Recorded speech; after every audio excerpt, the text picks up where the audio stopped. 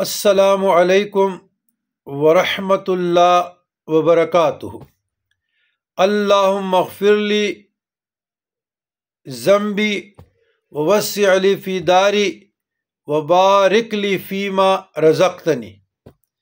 اللہم اغفر لی ذنبی ووسع لی فی داری وبارک لی فی رزقی۔ دونوں طریقے سے حدیث میں آیا ہے۔ برادران اسلام،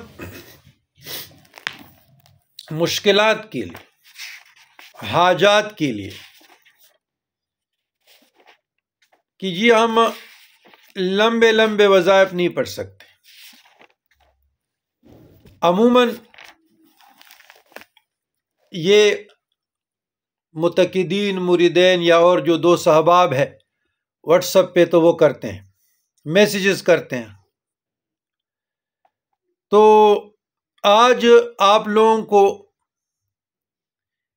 ایک نماز صلاۃ حاجت بتا رہا ہوں، اور بہت مختصر عمل، لیکن حضور قلب سے، رقت سے، عاجزی سے، خشوع خضوع سے، اور اللہ عز و جل کے ساتھ قلبی تعلق اور اس کے پر صدق سے،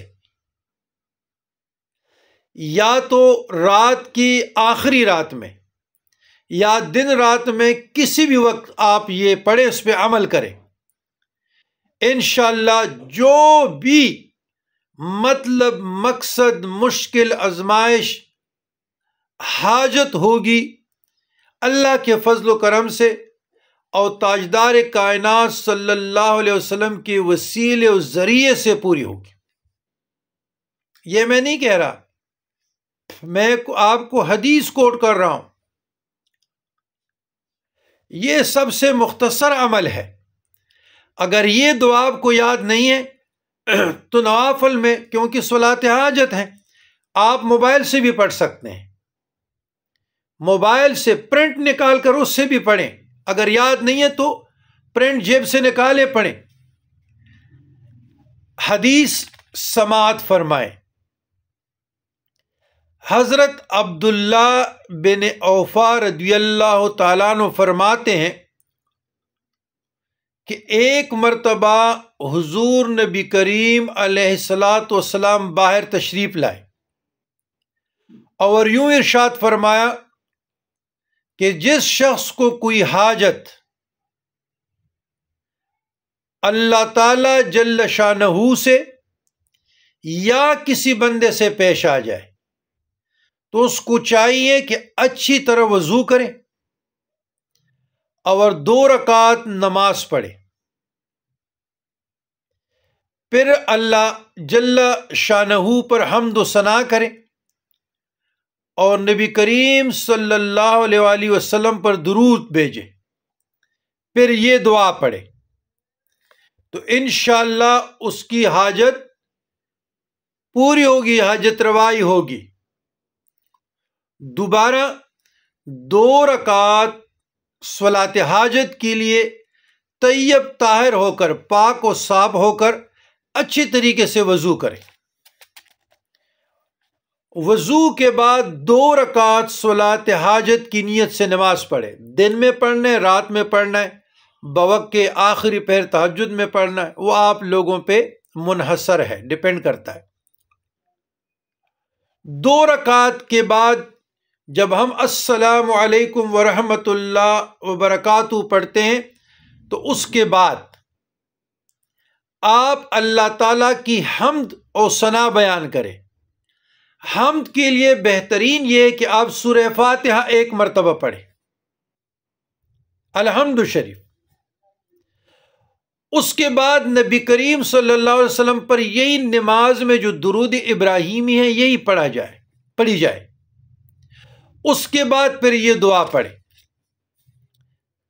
لا الہ الا اللہ الحلیم الکریم سبحان اللہ رب العرش العظیم والحمد للہ رب العالمین، یا وہ حذف کرے الحمد للہ رب العالمین اسألک موجبات رحمتک وعزائم مغفرتک والعنیمۃ من کل بر والسلامۃ من کل اسم لا تدع لی ذنبا الا فرت ولا ہما الا فرجت ولا حاجۃ ہی لک رضوا الا قضیت یا ارحم الراحمین.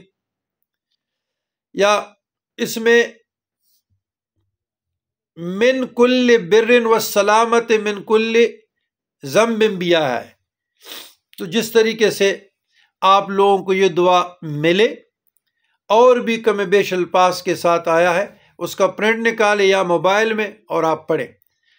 تو اگر آپ کو اللہ تعالیٰ سے کوئی حاجت ہے تو یہ صلاۃ حاجت اس ترتیب سے لے لے، ٹوٹل اس پہ 5 منٹ لگتے ہیں. اگر کسی بندے سے کوئی حاجت ہے تو اسی طریقے سے اپنے حاجت روائی کے لیے یہ دعا پڑھی جائے، انشاءاللہ آپ کی حاجت روائی ہوگی. یہ سب سے مختصر عمل ہے، سب سے مختصر عمل، سب سے مختصر وظیفہ. عمل کرنے کی ضرورت ہے صدق کے دل کے ساتھ، یقین کے ساتھ. جس مشکل کے لیے بھی پڑھی جائے، یعنی آپ یہ سمجھیے گا کہ اسم اعظم سے حل المشکلات، مشکلات کا حل. تو بار بار اپنے حاجت روائی کے لیے، اپنی مشکل کے لیے بار بار صلاۃ حاجت پڑھتے رہے، اور اس میں یہی حمد و ثنا، درود ابراہیمی اور یہی دعا بار بار پڑھتی رہے، بار بار پڑھتی رہے. انشاءاللہ وہ دروازہ کھول لے گا، وہ سن لے گا، کیونکہ حقیقی کارساز تو اللہ ہے. حقیقی سیادت اور کمال سیادت اللہ کے لیے ہے. تو بات یہ ہے، جب سرداری بھی ان کے لیے ہے، حاجت روائی کی بھی ان کے لیے ہے، کارساز بھی وہی ہے، کفیل بھی وہی ہے، اور تاجدار کائنات صلی اللہ علیہ وسلم نے مانگنے کا طریقہ بھی بتا دیا. تو مانگنے کا جو سلیقہ ہے وہ تو ہمیں نہیں آ رہا نا، تو حدیث میں بتایا گیا، تو اس پہ عمل کرنا اب ہمارا کام ہے.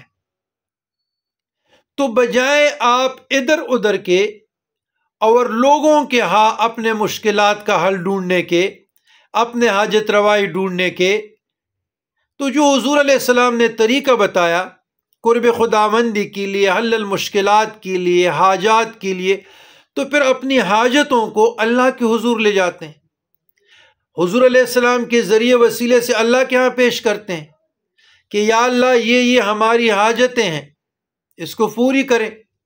چاہے تنگ دستی مفلسی ہے، چاہے فالج ہے، چاہے لقوہ ہے، چاہے جنات ہے، چاہے نظر بد ہے، چاہے نوکری میں ترقی ہے، چاہے حج ہے، چاہے عمرہ ہے، چاہے نکاح ہے، چاہے اولاد ہے، چاہے مکان ہے، چاہے سواری ہے، جو بھی کسی کی جو بھی ضروریات تو زندگی میں بہت ہے، لیکن ہر شخص کا حاجت اور ضرورت اور مشکل مختلف ہو سکتا ہے.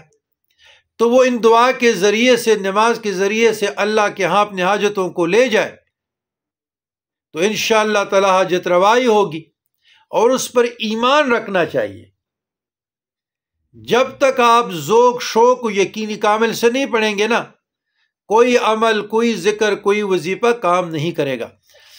تو یہ سب سے آسان عمل، سب سے آسان عمل صلاۃ حاجت. تو اپنی حاجت آپ کا اللہ تعالیٰ سے ہو یا کسی بندے سے، حضور نے طریقہ بتایا صلی اللہ علیہ وسلم نے، اور حدیث میں تواتر محدثین کے ذریعے ہمیں پہنچا.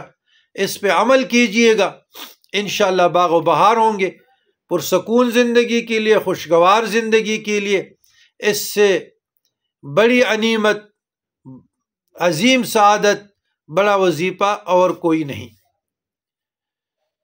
اللہم ربنا آتنا فی الدنیا حسنۃ وفی الآخرۃ حسنۃ وقنا عذاب النار. اللہم استرنا بسترک الجمیل وافوض امری الی اللہ ان اللہ بصیر بالعباد.